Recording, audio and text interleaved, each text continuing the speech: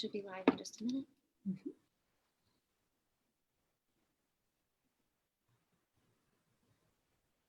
It's always the waiting game. Okay, so we are live. Okay, welcome everyone. We're so excited to have you here today virtually for Meaning in the Mundane, household accounts from the Executive Mansion from 1817 to 1820. I would like to introduce you to Heidi Stello. I'm going to tell you a little bit about Heidi before we get started today, and then I will disappear and come back at the end for questions. So Heidi Stello holds a degree in historic preservation from Mary Washington College, now the University of Mary Washington. She has been engaged in the work of Papers of James Monroe for the last 2 decades and currently holds the position of assistant editor for the project. She also works as a guide at the James Monroe Museum and has served twice as the interim curator and uses insights gained from her work at the papers to inform her portrayal of the First Lady Elizabeth Monroe. Heidi, I'm going to hand it off to you so you can get started. Thank you kindly. And thank you, as Lindsay said, for joining us for this evening. I'm so excited to get to share some of our ongoing research with you. We are looking at the meaning in the mundane, looking at the household accounts from the Monroe-era White House. The Papers of James Monroe is a scholarly editing project working to publish the papers and correspondence of the 5th President, James Monroe. This means that we go back to the content of the original letters. We create typed transcriptions of those contents. We add explanations to help the reader understand and contextualize what is going on in the letter. And then we publish them in chronological batches. We've just published our 7th volume of work this spring, focusing on Monroe's years as Secretary of State, his final years as Secretary of State from 1814 to 1817. And our goal is to make that content accessible and available to both the public and to scholars, to historians, to those who want to understand more about the life and times of Monroe and the early Republic. While the work that we do centers largely on Monroe's letters and correspondence, we occasionally have access to speeches, essays, and journals. It's primarily focused on his letters, but an equally useful source can be in the unexpected. And in this case, it's his financial records. And this is not an idea that you or I are unfamiliar with. If you cleaned out your wallet or your purse at the end of the month, your receipts from Target and Aldi and CVS would tell us things like what kind of food you're eating, how much you're spending on it, what items you bought every week regularly, what kind of medicine you took, or maybe even what you did for a living. And what's interesting about those types of things is they would likely not be documented anywhere else, like in your emails. You don't normally send your grocery list to somebody. You don't normally send where you were buying your clothes or what you're wearing for the day. And in the same way, when we came across a box of receipts and accounts for Monroe's White House at the National Archives, we knew it was something that we wanted to take a closer look at. It was something that we didn't have, information that we didn't have access to elsewhere. This is a group of about 135 documents, and they're a mix of items like monthly accounts with local merchants, bank records, IOUs. The bulk of them, however, are these weekly accounts. You'll see they're called weekly returns, and they're for marketing. And then over here, weekly return for sundries. So basically these are their grocery receipts and their household goods. And they were maintained while Monroe was away from Washington during the summers at his homes in Loudoun County and Albemarle County. The receipts themselves look very much like what you and I get from the store. They're very small. They have quite a bit of information packed into them. It's a little haphazard as to what is or isn't there. It really looks like somebody just rounded up what they could and dumped it in a box for us to find here 200 years later. We're gleaning what we can from them, and I'm looking forward to sharing some of the day-to-day operations from the White House that we learned about while understanding these receipts. The first area where we see a concentration of information is in the weekly grocery bills. And if we take a look at the bill here for this week in history, this is from 1820, July 9th of 1820. We are July 9th of 2020. So exactly 200 years ago, we see that they purchased things like we might put in our carts in this store. We see milk, butter, I know there's 10 pounds of bacon in here. There's chicken, there's tea, very familiar items. I think my favorite one though is here at the bottom, 12 bottles of claret wine, which after the months that we've had seems pretty appropriate. Monroe uses local merchants for things like dairy and eggs and meat, but you'll notice that there's no produce mentioned on this receipt. Both Common Sense and this receipt for water pots for the president's garden tell us that there was a working garden on site there at the White House. But not only were the White House grounds an ongoing construction zone, it's unlikely that a garden that new would be ready to support the household in 1817. So when we paired up these records with the correspondence, we found confirmation of that and an explanation for why. In this letter to Monroe's son-in-law, written about his home in Loudoun County, a farm called Oak Hill, Monroe wrote, "The arrangement for supplies from Loudoun has answered our most favorable anticipation. We get almost everything from the farm of good kind." Now, we do see them needing to bring in seasonal fruits for preserving. Here you'll see damsons, which are a type of stone fruit for preserving. There is, in this one, across the top, if you can make it out, for making preserves in the president's house. This is 150 pounds of sugar to be used in the preserving process. They also bring in things like, there's peaches and damsons again. They bring in cucumbers and 15 gallons of vinegar for pickling as they're preparing items for use in a house throughout the year. We also, when we're looking at the food and drink category, we see a little bit of that upstairs, downstairs dynamic, such as this receipt here for table beer or small beer. There's about 1,000 gallons of this that they bring in that first year. And this is what would have been available to the servants and to the immediate residents of the household for everyday consumption, in contrast to the 30 gallons of brandy that they purchase here, which would have been used in more formal events. A second area where we see a lot of detail is in the household goods and services. And these run from the mundane, such as candles and kitchenware, to the more elaborate payment for china and high-end goods for the formal entertaining. Initially, we were hoping to see a lot of items purchased for James and Elizabeth Monroe, maybe that we could even start to tie into some of the objects that the museum still retains. But when it became obvious that these receipts are for when the Monroes are away from the White House, we realized we weren't going to find that much. We found a few things, such as shoes for the president. There's also cotton to repair his vests, ribbon for him. But the one receipt that has items for Mrs. Monroe, for Elizabeth Monroe, is here. There's needles, and there is 2 pounds of snuff and 2 pots of pomatum for Mrs. Monroe. We know that these records are incomplete, and we have to be very careful not to try to use them in a way that's exclusionary. And this is an example of where we run into that. We know she did not do 8 years in the White House on a pack of needles, snuff, and hair gel. We know that there were other purchases made for her. We're fairly certain that she maintained her own accounts, so those documents would show up elsewhere anyway. But we have to be very careful not to say that because it's not in these records, they didn't purchase it, and work with only what the information that we do have that we can point to. Some other items that show up in those household records is a bill for medicine for the president's family here in 1818. This one up on the top is grammar for their oldest granddaughter who was living with them in the White House, a saddle and bridle for their son-in-law. So a mixture of what is for who. Now, what really stands out to me is the third area, which is staffing. We are used to a White House with fairly prescribed roles and duties, but that was not formalized at this time. Each president handled his staffing as he saw fit.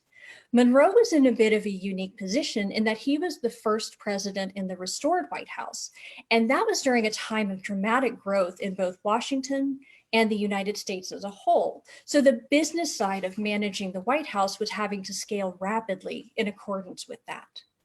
Integral to the oversight and management of the modern White House is the role of Chief of Staff, which the Monroes did not have. Thanks to this batch of records that we've been looking at, though, we now know that they relied on the Commissioner of Public Buildings, a man named Samuel Lane, to approximate this role. I know very little about Lane right now, except that he was a one-armed veteran of the War of 1812. He was originally supposed to be a local claims commissioner, but by a quirk of Congress, he wound up as the Commissioner of Public Buildings. This was an appointed position that answered only to the president and was responsible for the oversight and maintenance of all public buildings in Washington, D.C.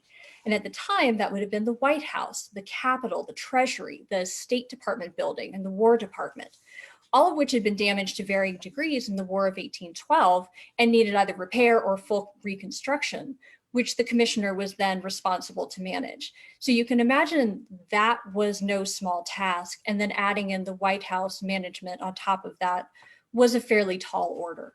And it goes a long way to explain some of the haphazard nature of what records were retained and survived, or in some cases, what did not survive.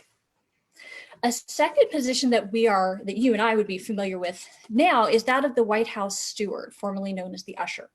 And while the Monroes don't identify him by that title specifically, they did employ Joseph Jeter. You see his signature down here in that position.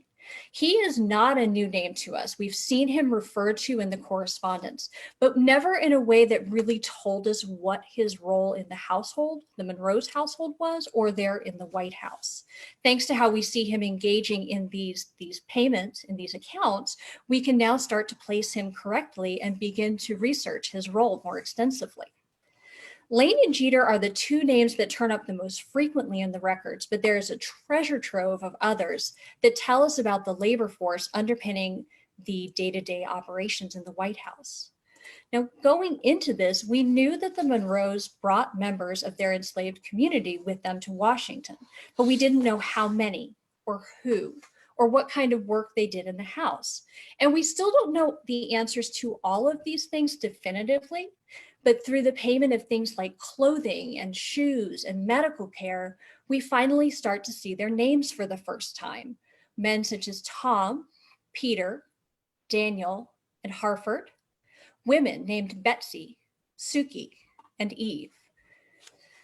We don't know much about the individual stories of these people. We start to see bits and pieces of them elsewhere in the accounts. And one example of this is Eve. We see 3 references to her, all related to her delivery and loss of a baby while they're in the White House. Here, in this first one, you see a payment to a woman for attending Eve in her lying in, her labor and delivery. In the second one, you see that the Monroes are paying for a hack or a small cart for the funeral of Eve's child. And here, cakes for the funerals, for some kind of a repast or a gathering of some kind.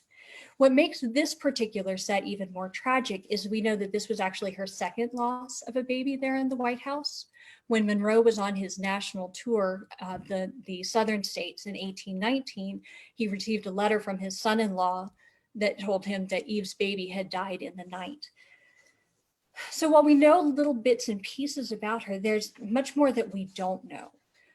We know from Monroe's lists of people that he owned that there were 2 women named Eve, one married to Joe, one married to Dudley, but we don't know which of these women went to the White House.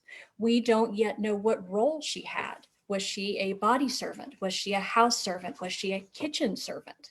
And we don't yet know what happened to her after they left Washington, because this is the one and only reference to funeral practices in the entirety of the Monroe documentary world. We don't know if the support for funeral services was because she was particularly valued in the household, or if this was common practice for them at a loss within their enslaved community, and it just happens to be the only one that we have record of. We don't know what kind of a social network she would or could have had access to, who would have come to mourn at the funeral with her, who would have been able to interact with her. We'd love to know more about those networks in Washington, D.C. These records open up so many more questions that we can't yet answer.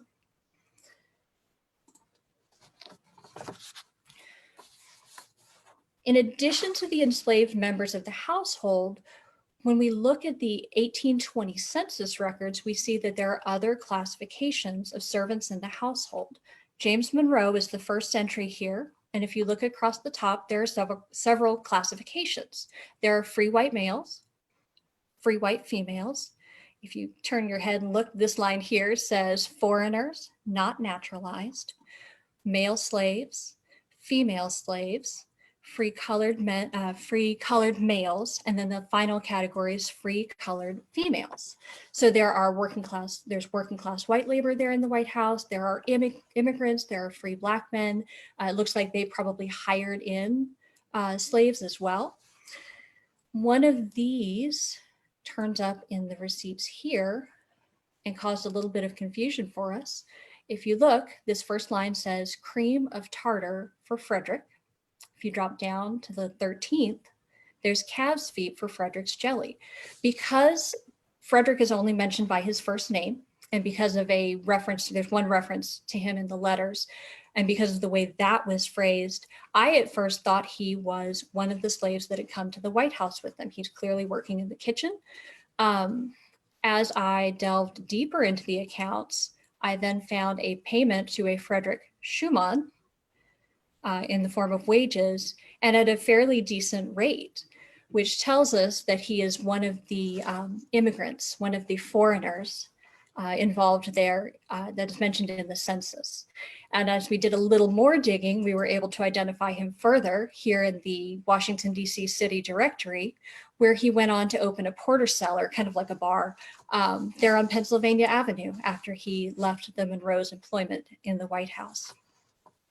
This was a really good reminder to me that I have to be careful as a historian, not to apply my own assumptions to the documents, but to follow the story where they lead me rather than where I expect it to go. So we have to be very careful in that respect as well. Now, for as many as we are able to identify there are just as many who worked in the White House that we can't identify.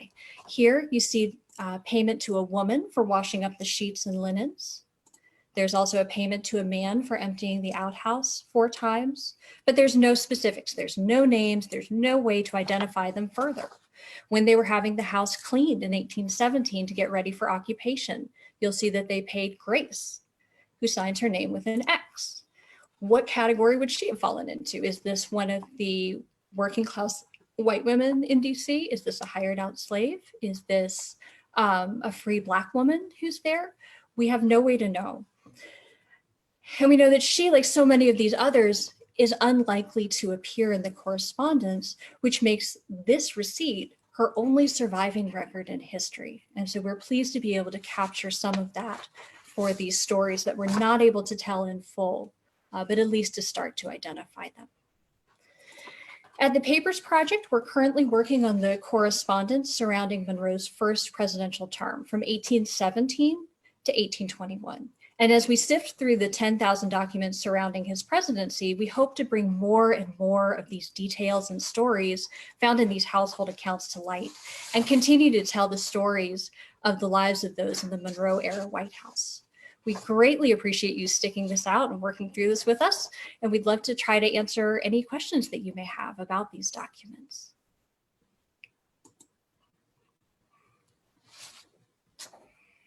Lindsay, I think you're on mute still. Oh, okay. There you are. I will get us started.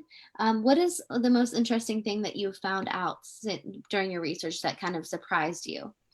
I was surprised at the granular level of detail in some of these.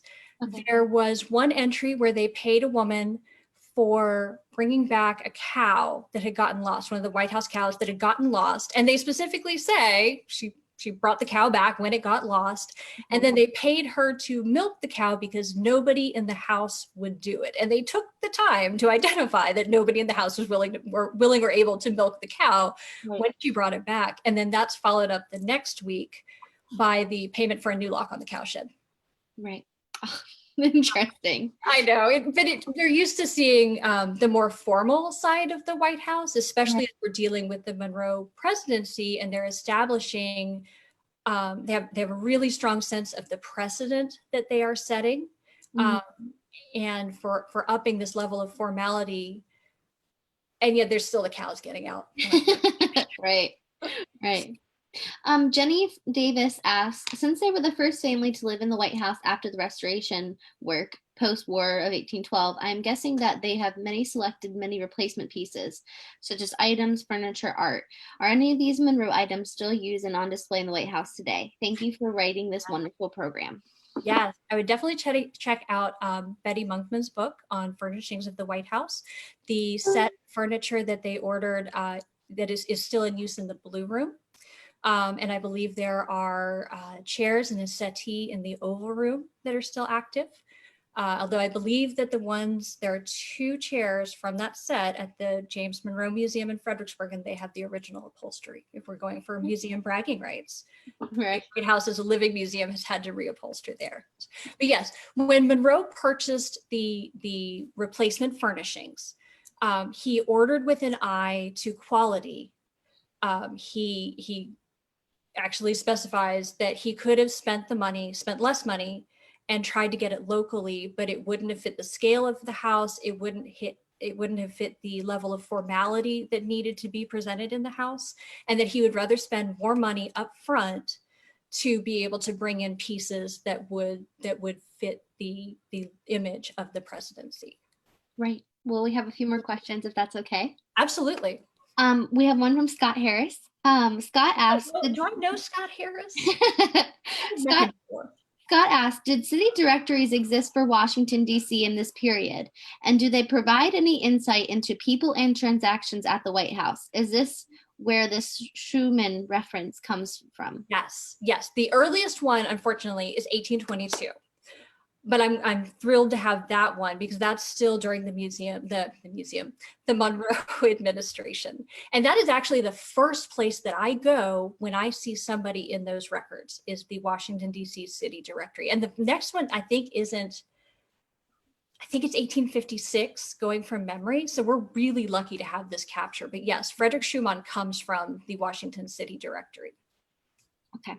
It's a wonderful resource. And then Diane, I'm going to mispronounce the last name, so I'm not going to say it. Diane asks, I joined a bit late. Are there documents for the furniture commissions and purchases other than the famous FR commission? We're looking at that now. There are 2 batches of documents. There's the big one in the late 1820s where they are reviewing all the payments that were made for that big batch of French furnishings, which is a huge stack of documents. And I suspect there are probably more mixed in with, say, treasury accounts and things like that. That actually ties into the problem with Samuel Lane. It appears that he was a terrible record keeper. And as he was getting in bills for the day-to-day things, for the furnishing account, for the private bills, he was supposed to distribute those and pay them from the appropriate accounts. And he has several instances where he pays private money out of public funds and goes back and fixes it later, but it still shows up as being in public funds. So we do have some of those records. I expect that there are more that did not get submitted to Congress simply because Lane didn't retain them properly. Okay. Are there any is there any trouble that you stumbled upon during your research that you wish you could have gotten more answers from? I know there's always some dead ends that you hit. Oh my goodness. Well, it's kind of a big dead end right at the start. These records are in the legislative records at the National Archives, which means, and I'm talking about the household accounts, not the large furniture fund purchase from the HR 18, the House 18th Congress report. This little batch of what they were buying for groceries and snuff for the First Lady, all that stuff was submitted to Congress at some point, but I have no idea why. I don't know who called for it. I don't know why they called for it. When we went up to the archives to look through the originals, I was so excited because there was going to be a cover letter, because Congress doesn't call for something without a record, right? There would be a cover letter, there would be something. And no, it's just a pile of papers in a box. So I am still trying to run down why we have these receipts and accounts and bills in the legislative records at all. That would be my one. If I could find out anything about this, I think I would like to know that answer. I have 2 more questions. Yes. Jenny Davis asked, how many Monroe family members lived in the White House during his 8 years there? Depends on how you count the family members. Okay. In all of humanities, it's always what you count and how you count it. It is, I'll do a quick count here. So it's James and Elizabeth. Their younger daughter, Mariah, was there. Their nephew, Mrs. Monroe's sister's son, Samuel Gouverneur, was there as Monroe's private secretary, and he eventually married Mariah. So that's 4.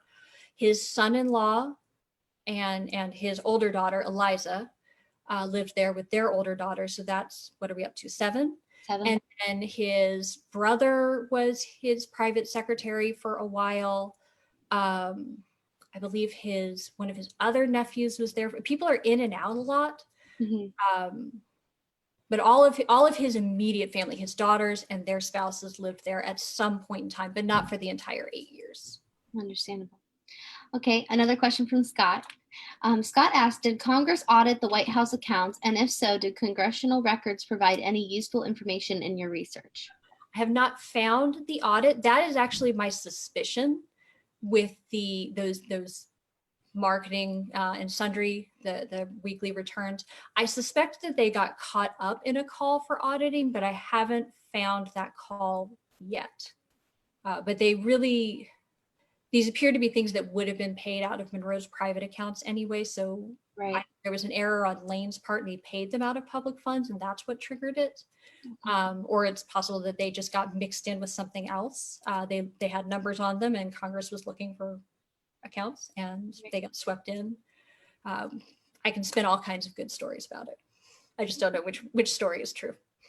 Well, we've had lots of questions today. I'm going to give someone any last minute questions if they want to ask them. There's just a little bit of lag through Facebook Live. Of course. So, but I am grateful that anybody was willing to join us to talk about the things you find at the bottom of your purse. I have another question. I'm glad I waited.